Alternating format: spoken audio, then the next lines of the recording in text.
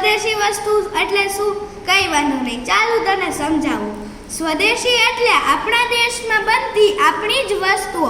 સ્વદેશી વસ્તુઓની સામે ઘણી બધી સમસ્યાઓ પણ છે, જેમ કે વિદ્યાર્થીઓને સ્વદેશી વસ્તુ શું તેની સમજ જ નથી.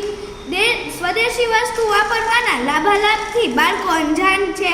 સસ્તી અને આકર્ષક જાહેરાતોથી તેઓ ઝડપથી લલચાઈ જાય છે.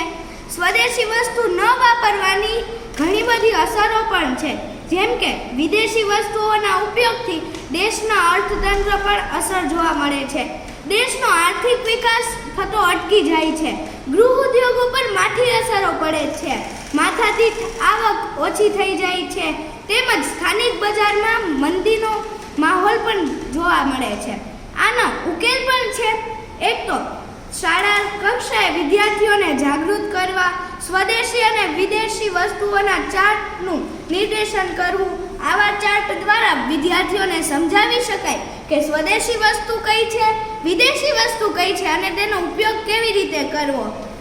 જો આવી જ રીતે આપણે દેશના બધા નાગરિકોને જાગૃત કરતા રહેશું તો સ્વદેશી વસ્તુઓનો વપરાશ વધશે, જેથી દેશનું અર્થતંત્ર તો મજબૂત થશે જ, પરંતુ દેશનો વિકાસ પણ ઝડપથી થશે.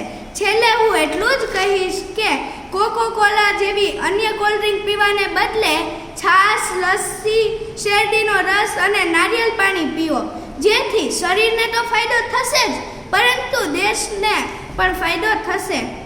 તો ચાલો આપણે સૌ સાથે મળીને સ્વદેશી વસ્તુઓ અપનાવીએ, જેથી દેશનો પૈસો દેશમાં જ રહે.